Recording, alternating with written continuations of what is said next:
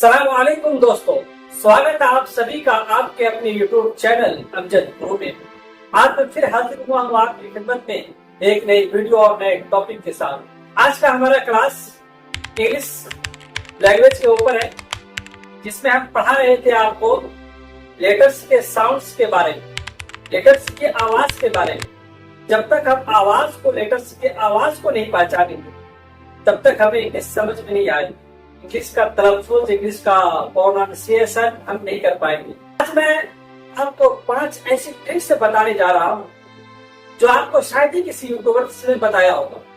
आपने इस वीडियो को जरूर इसलिए क्लिक किया है कि आप अच्छी इंग्लिश सीखना चाहते हैं। आपके अंदर एक ख्वाहिश है कि मैं भी अच्छी तरीके से इंग्लिश से रीडिंग करना, पढ़ना और वर्ड को मिलाना समझ जाऊं। इसीलिए आप ये वीडियो देख रहे हैं।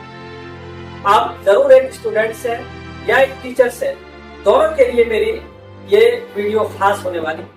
कोई यूट्यूबर आपको इस तरह की बातें नहीं बताएगा या आपने कहीं नहीं देखी। मैं आज वो 5 ऐसी ट्रिक्स बताऊंगा जिसे आप अगर सीख गए, जान गए, तो फिर इंग्लिश आपके लिए हलवा और आसान हो जाएगी।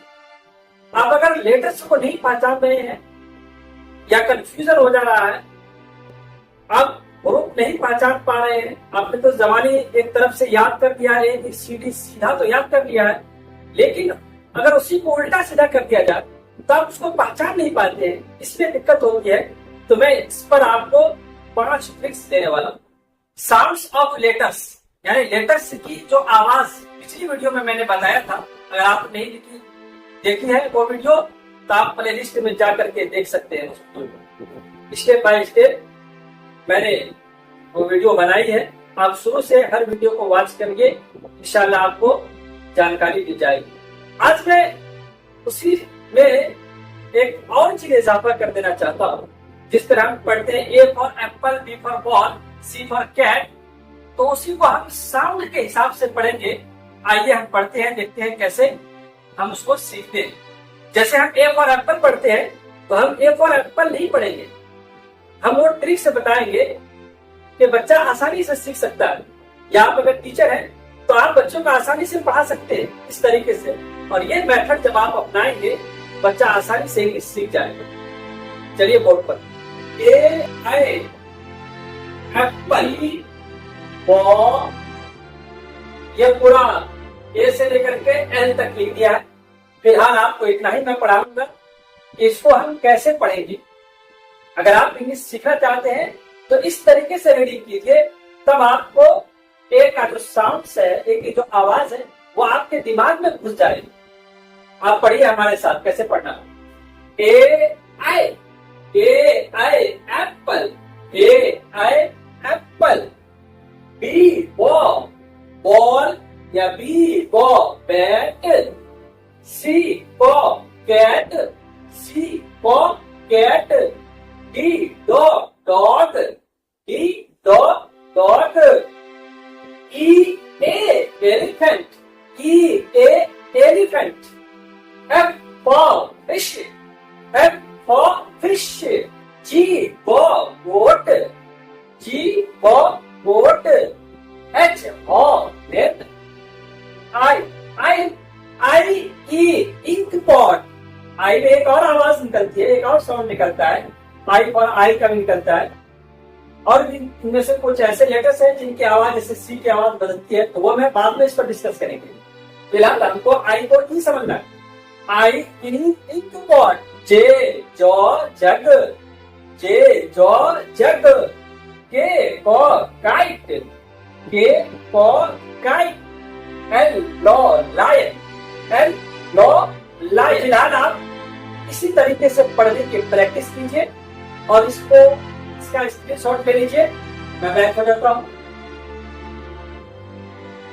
अब इसके बाद मैं आपको वो 5 चीजें बताने वाला हूं जो शायद कोई यूट्यूबर से बताता हूं। आप एंड तक बने रहिएगा। मैं आपको स्टेप बाय स्टेप सिखाने जा रहा हूं।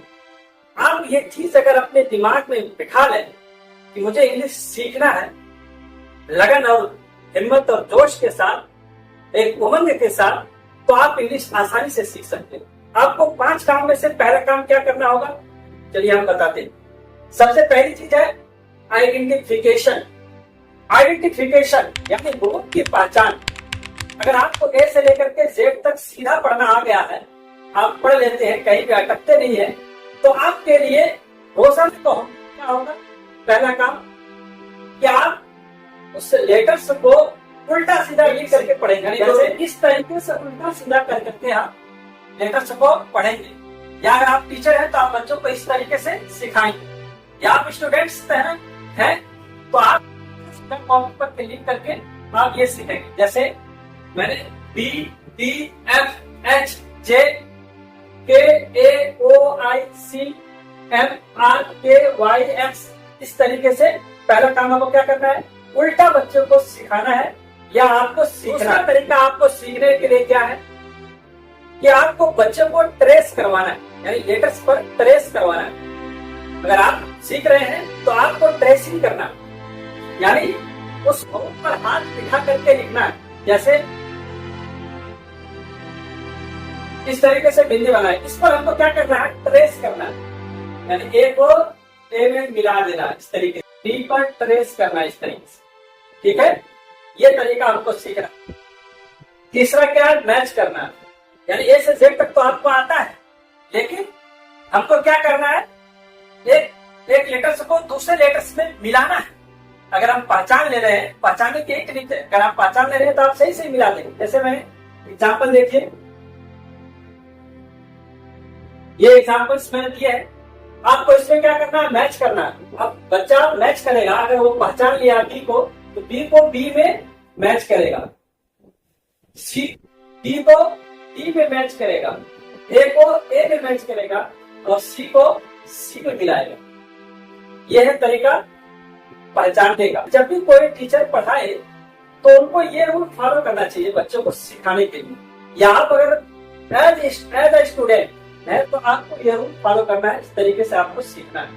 बी को बी में मिलाएंगे, बी को डी में, सी को ले, रूल के पहचानने का तरीका। चौथा तरीका क्या है कि आपको गोला करना है, सर्कल करना है।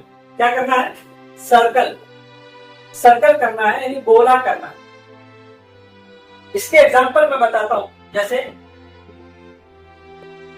यानी इस तरीके से हमने बच्चों को दे दिया और कहा कि जहां जहां पर बी होगा उस पर क्या करना है, सर्कल करना।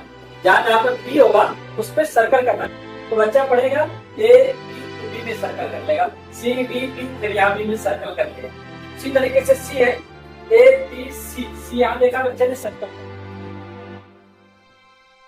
ये पहले बना देंगे। बच्चे कहेंगे डी में जहां जहां है वहां सर्कल कर दिया, यहाँ है तो इसमें बच्चा सर्कल करेगा। ये हुआ चौथा तरीका लेटर्स के पहचानने का। अगला तरीका लेटर्स के पहचानने का क्या है, एक लेटर दे देंगे, फिर गैप करके दूसरा लेटर देंगे, फिर तीसरा लेटर देंगे, फिल इन द ब्लैंक्स। क्या करना है, फिल करना, फिल इन द ब्लैंक्स। यहाँ ए दे दिया, यहाँ जोड़ दिया, यहाँ सी दे दिया, यहाँ छोड़ दिया, यहाँ ई दे दिया, यहाँ छोड़ दिया, यहाँ ई दे दिया।